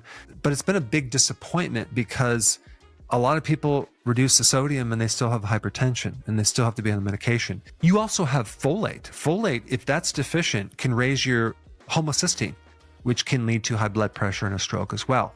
And homocysteine is a certain thing in your blood that puts you at risk for cardiovascular problems. But a zinc deficiency is way more common. So check this out. When you're deficient in zinc, you may have already known your smell is going to be inhibited, but you might not have known that your taste will be altered as well. And what do you think that's going to do to people? It's going to cause them to add more salt, more spices within the junk food, have them reach for more Doritos or salty chips. They're trying to get more flavor from food because everything's kind of bland. And not to mention all the MSG in the food. And so it is true that an average person in the US is consuming way too much sodium from junk food and not enough potassium.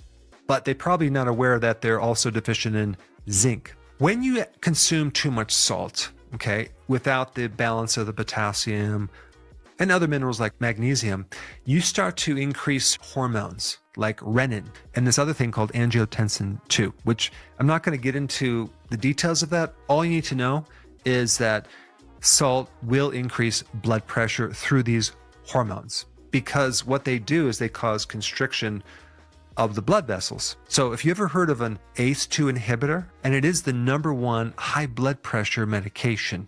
And what's really ironic about this is that an ACE2 inhibitor depletes zinc, causing more of a blood pressure problem. A couple other medications deplete zinc that relate to blood pressure. Diuretics, that's another common medication for high blood pressure. Well, guess what? Diuretics also deplete your zinc. Not to mention, antibiotics will deplete your zinc, antacids deplete your zinc, and birth control pills deplete your zinc. Now, there's a couple other mechanisms with blood pressure related to zinc as well, because zinc is a helper mineral for making nitric oxide. Nitric oxide is a vasodilator. It helps relax the blood vessels. Okay, it's really good for people with hypertension, and zinc is required to allow nitric oxide to work. Zinc is also necessary to make certain antioxidants. One is called SOD, to allow inflammation to be kept in check. I mean, inflammation is the starting point, the exact thing that starts the whole cascade effect. Zinc is also necessary for leptin, and that's a hormone that keeps you satisfied. So without enough zinc, you're going to find that you're going to overeat. Definitely at night, you're going to keep snacking because you're just not satisfied. You're really looking for zinc, not Doritos. So the question is, well, how do you become zinc deficient? Well, it could be it's just not in the soils. It's not going to be in your food. You don't consume shellfish. You don't consume red meat. You eat too much sugar, refined carbs, alcohol, whole grains with phytic acid. Fructose especially can deplete your zinc levels. Or even your stomach acid is not strong enough. You can't absorb minerals, especially zinc. The food that has the most zinc is oysters, shellfish, red meat. And you may need to get your zinc from some other source than red meat if you have a problem with iron. All right, so now that you know this link between zinc and hypertension, check out this other link between potassium and hypertension. And I put that video up right here.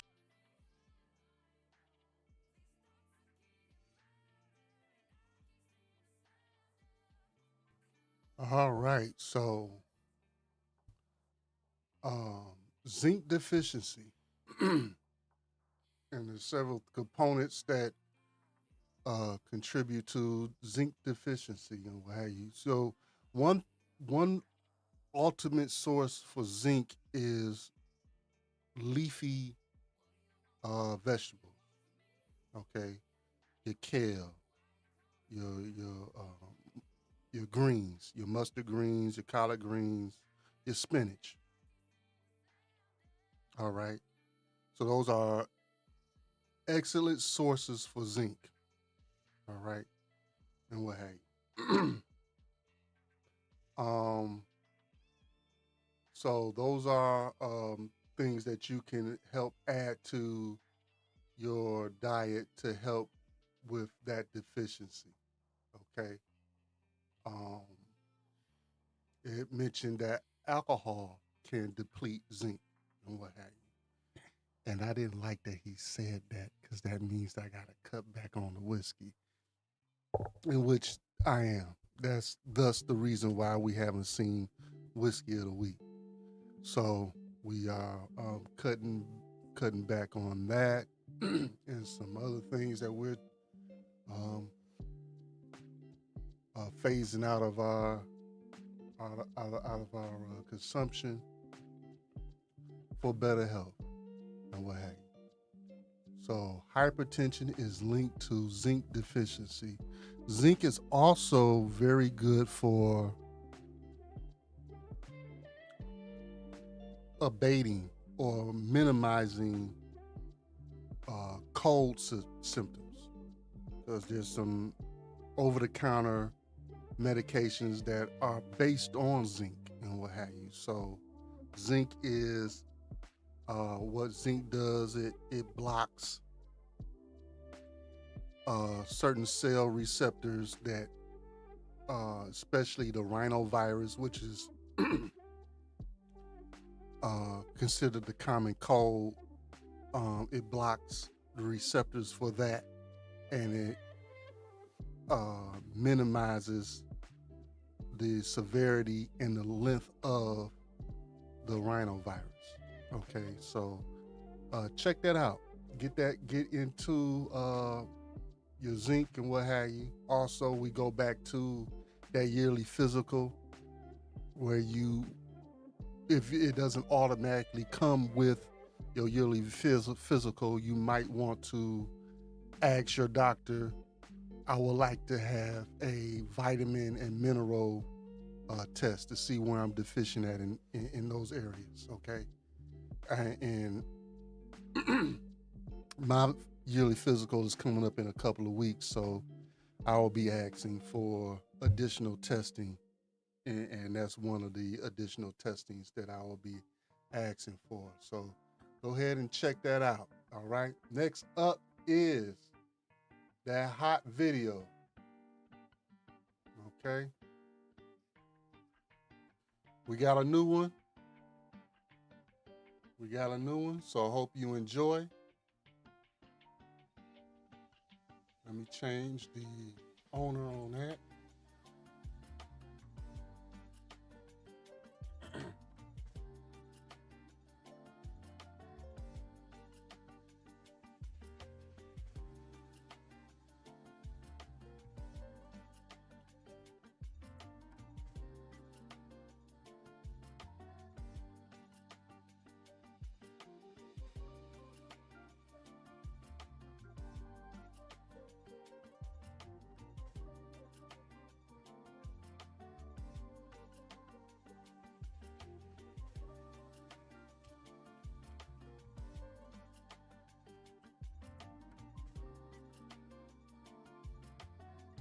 All right, let's check it out.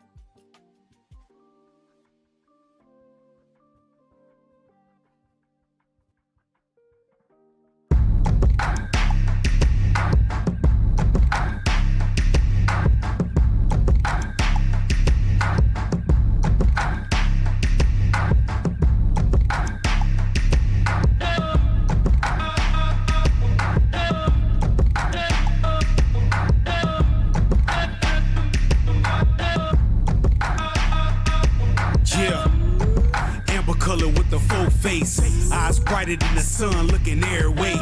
On a mission, if God tell me hit the place, my soul going crazy till it break, or he tell me stay.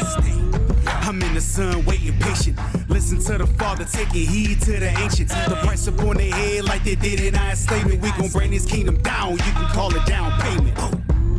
Punishment coming in a lump sum. They getting fired from the pit, yeah, they done. I wanna be there when they try to fight us punch drunk. Then watch them all turn to smoke when the sun come. The word fire in this people would to try to beat us or defeat us, yeah, you wish you could. I can't wait until the day they off the surf for good. The book's open, and then the angels, we the angels. Fire with no wind, when we speak, we bring the flames through. Prophesy destruction, ain't no bluffing, ain't no fables. The zeal of the Lord, I'm like Christ flipping tables. We making same moves, cause we the angels. Fire with no wind, when we speak, we bring the flames through. Prophesy destruction, ain't no bluffing, ain't no fables. The zeal of the Lord, I'm like Christ flipping tables. We making same moves, cause we the angels. I come from a long line of angels. Four mothers is Sarah, Leah, Rebecca, and Rachel. Morning sun on my skin and most hobby who I pray to. Marathon drip, ain't nobody about to race, boo. Make sure you put some proper respect on my daddy name. It's royalty that's flowing through my veins. See, I'm a wife to a king. It's a flex, it's a thing. Left his father and his mother, and to me is who he cling. I go out of my way to make sure he got what he need. I birthing babies further, our nation and races see. We one with the speech, one with the moves, one with the Nobody won with the bruise. Payback gon' get gritty. I'll be sitting pretty while it's popping off. We gon' sing this little ditty. Red rum, angels hunting them down. Red rum, angels taking the crown. We the angels, fire with no wind. When we speak, we bring the flames through. Prophesy destruction, ain't no bluffing, ain't no fables. The zeal of the Lord, I'm like Christ flipping tables. We making same moves, cause we the angels. Fire with no wind. When we speak, we bring the flames through. Prophesy destruction, ain't no bluffing, ain't no fables. The zeal of the Lord, I'm like Christ flipping tables. We making same moves, cause we the angels. You can't tell where I was or where I went, or where I went in the chariot with a cherubim. America sinning, don't reach up to the seraphim. That bullshit, we getting Merrill Lynch. 7 spirits in the Lipnor. We in the written Torah. You see how we did Gomorrah. Well, we did the core. Babylon, fit for slaughter. Wickedness in all its borders. Hummus Lord, sayonara. Goodbye. Ancient of days, we cover the face. Minister the saints, never be breaking the ranks. Get the order to destroy, then we tell them thanks. In the day, they shooting tanks like they shooting blanks. Holding back the full wind. We are black on our skin. We attack or defend. We are at war again. We will snap for our kin. All of God's command. Don't look at his other hand. We the angels. Fire with no wind. When we speak, we bring the flames through. Prophesy destruction. Ain't no bluffing, ain't no fables. The zeal of the Lord, I'm like Christ flipping tables. We making same moves, cause we the angels. Fire with no wind. When we speak, we bring the flames through. Prophesy destruction. Ain't no bluffing, ain't no fables. The zeal of the Lord, I'm like Christ flipping tables. We making same moves, cause we the angels.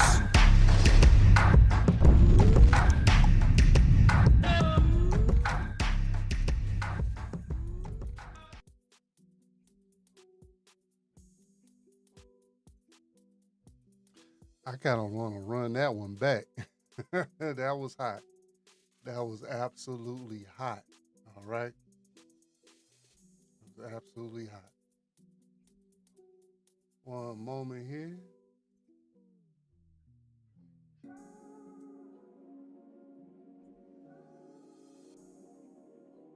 So tonight we went over a divorce embryo custody battle.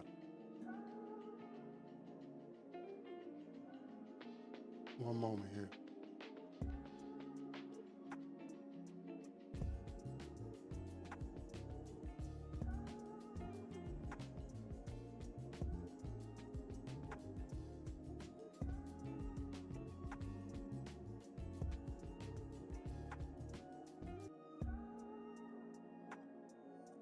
So I had to fix the music right quick. And the Michigan Supreme Court didn't want to hear it. So all praises on that thing. So right now, the judgment is as stands in favor of the soon-to-be ex-husband, where he doesn't have to worry about the wife creating any more children out of their marital agreement. And now that marital agreement, that marriage is about to be dissolved, and right now he doesn't have to worry about it unless she elevates that to the U.S. appellate courts. I think that's the next step once the state Supreme Court denied hearing it. If that's not the step and things stop there, all praises with that thing, the next step will be going through the legislation, which will, I believe, is at least, it's a few years before they address that. Depending on the pressures from that side of the table. So right now, all praises that shit got shot down, because we all know the implications of that. You know what I'm saying? If she was able to get that embryo and impregnate herself with the embryo and impose paternity on her ex-husband, and now he's obligated to pay support for a child that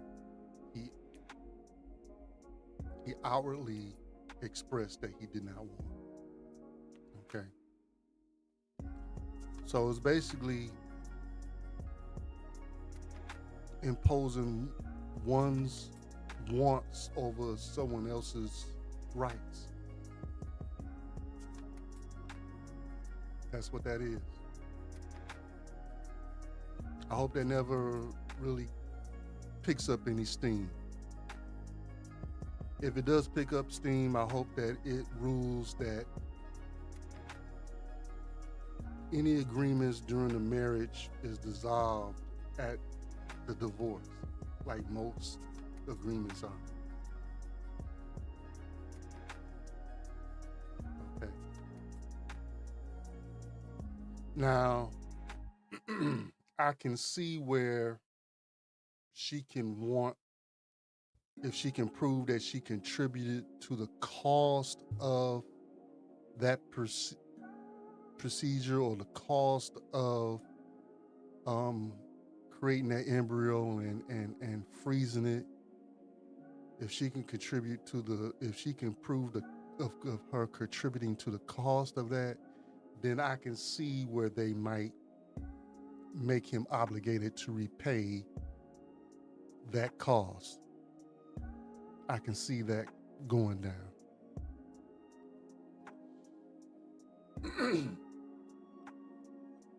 I don't agree with it, but I can see that going that route.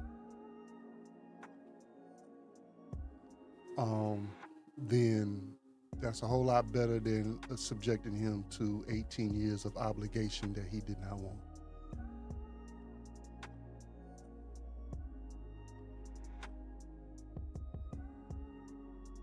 If you have a lifestyle that you are involved in, that you have tendencies towards, if you have inflictions,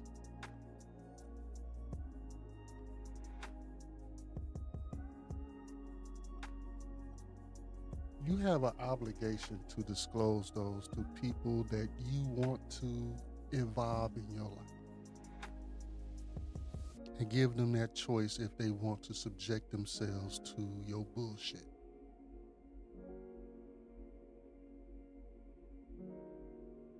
It's no one else's fault that you are in the position that you are in. I do not understand how you can justify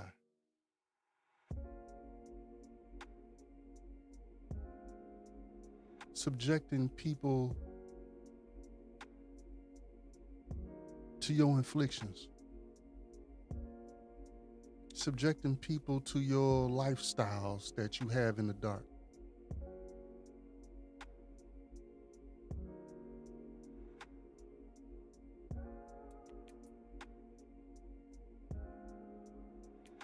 And there needs to be legislation to create processes and put them in place where you can't hide,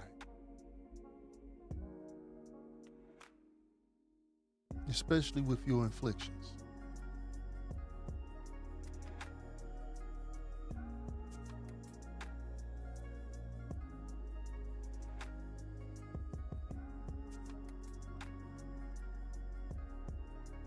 That's a very evil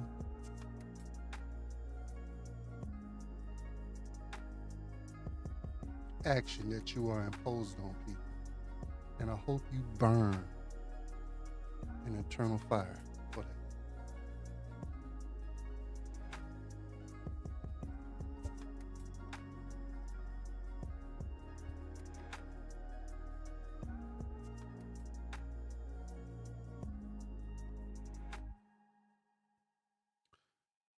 Our hearts go out to London and her family.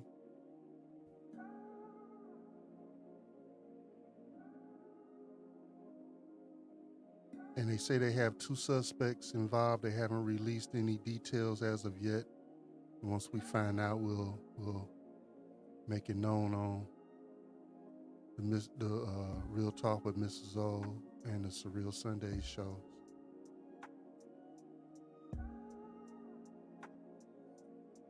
But that's just another example of us not following the law. And none of us are perfect. We all are dealing with something.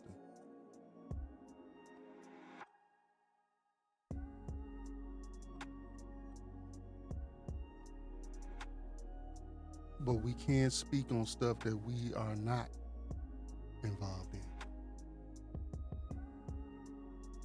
So it's not hypocritical.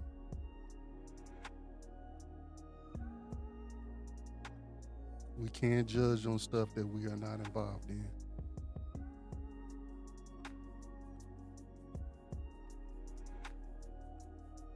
It's best not to be involved in anything. But like I said, we all are dealing with our own demons.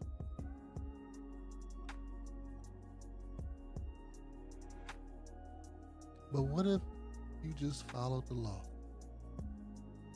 A lot of the perils that we deal with as a community can be avoided, can be minimized.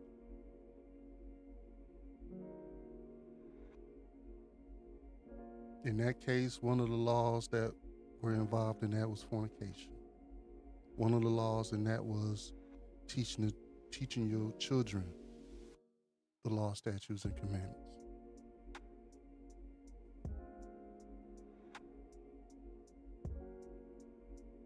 If that was instilled in her, if the father was doing his job, if the mother was doing her job, she would have never been involved with that 23-year-old.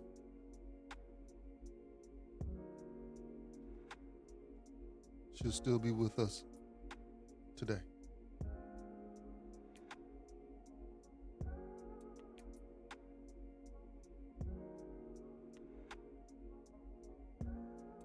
Michelle Obama is a complete disgrace.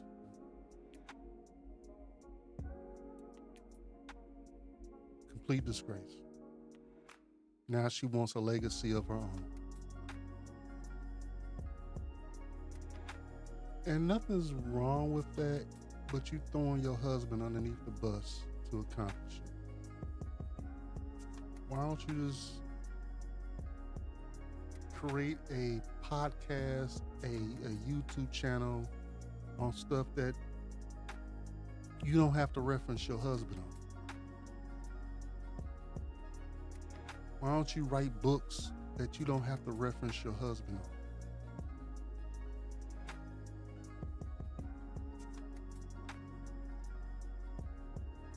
Because you want to bring him down while you pull yourself up. And you substantiate the stereotype, or one of them, about black women.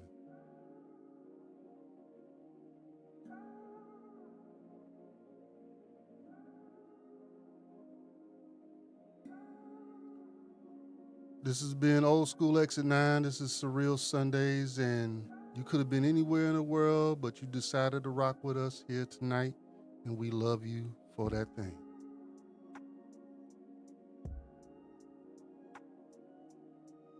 We love you and appreciate you for that thing. Remember, you are your brother and sister's keeper.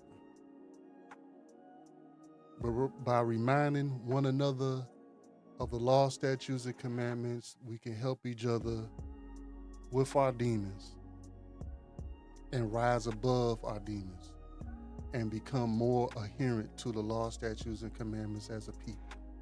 That's what that means.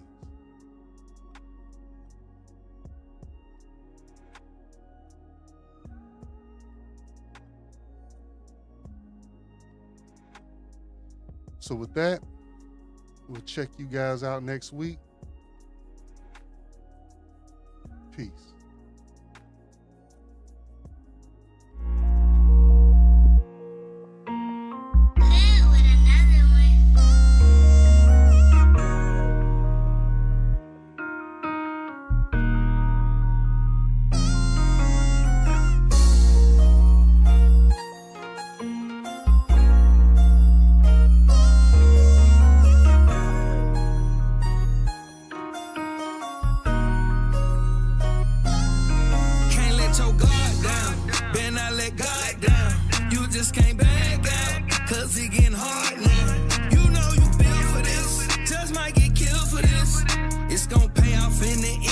Make sure you get in. Can't let your guard down. Better not let God down.